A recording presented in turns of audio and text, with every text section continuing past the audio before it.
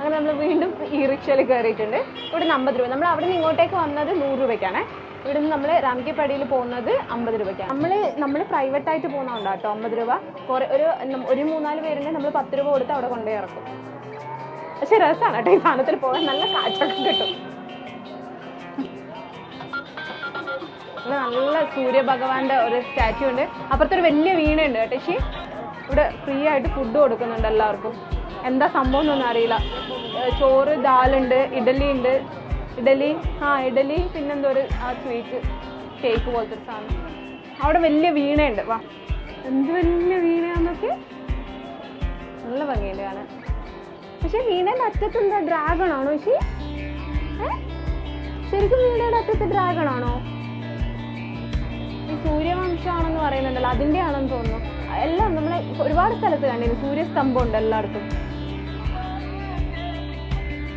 സരയൂ നദിയാണ് നമ്മൾ കാണുന്നത്.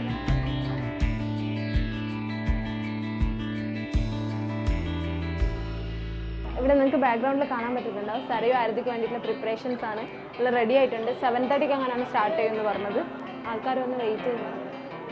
ഗംഗാരതി ഭയങ്കര വലിയ സംഭവമായിരുന്നു. പക്ഷെ ഇത് അത്രയില്ല. എന്നാലും പിന്നെ ഓരോ ഘാട്ടിലും ഉണ്ടാവും തോന്നുന്നു അല്ലേ?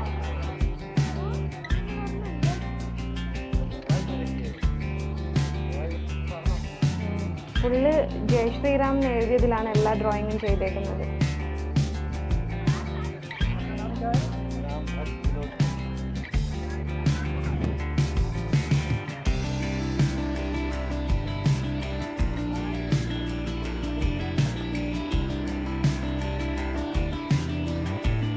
ഇതാണ് രാംകാപ്പേടി എന്ന് പറഞ്ഞാൽ എക്സ്ട്രാക്ട് ആയിട്ടുള്ള സ്ഥലം.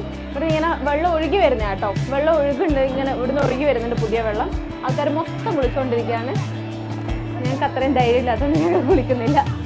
അപ്പം നമ്മൾ ആ സരയൂ ഘാട്ടിൽ നിന്ന് മൊത്തം നടന്ന് വന്നിട്ട് ഇവിടെ രാംകേപ്പാടിയിൽ എത്തിയത്. ഇത് ശരിക്കും പറഞ്ഞാൽ അങ്ങനെ മന്ദിരം അങ്ങനെ സംഭവമൊന്നുമല്ല. ഈ ചൂടത്ത് ആൾക്കാർക്കൊന്ന് റിലാക്സ് ആവാൻ വേണ്ടിയിട്ടുള്ള സ്ഥലമാണ്.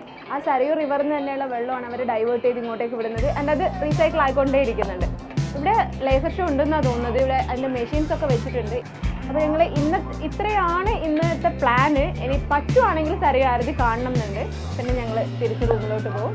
അപ്പം നാളെയാണ് നമ്മൾ അയോധ്യ രാം മന്ദിർ കാണാൻ പോകുന്നത്. Don't miss that video. Okay.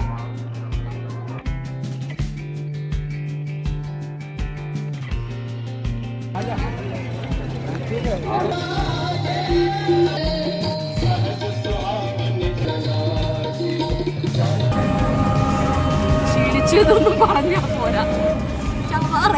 ഭയങ്കര ചൂട്, രക്ഷയില്ല. ചൂടില്ലെങ്കിൽ നല്ലായിരുന്നു കേട്ടോ. നമുക്ക് മാനേജ് ചെയ്യാൻ പറ്റുന്ന തിരക്കൊക്കെ ഉണ്ടായിരുന്നുള്ളൂ. പക്ഷെ ചൂട് കാരണം വല്ലാണ്ട് ക്ഷീണിച്ച് അല്ല സാധനം ഫെട്ടപ്പായി. അതുകൊണ്ട് ഞങ്ങൾ സരയൂ ആരതി തുടങ്ങാൻ പോവുമായിരുന്നു. പക്ഷെ എനിക്ക് തന്നെ നിൽക്കാൻ പറ്റുന്നില്ല എന്നായപ്പോൾ ഞങ്ങൾ പോരാന്ന് വിചാരിച്ചു. പക്ഷെ ഇപ്പം ഞാൻ വീഡിയോ ഓൺ ചെയ്തത് ആക്ച്വലി ഇവിടെയുള്ള ഡ്രോയിങ്സ് കാണിച്ചു തരാൻ വേണ്ടിയിട്ടാണ്.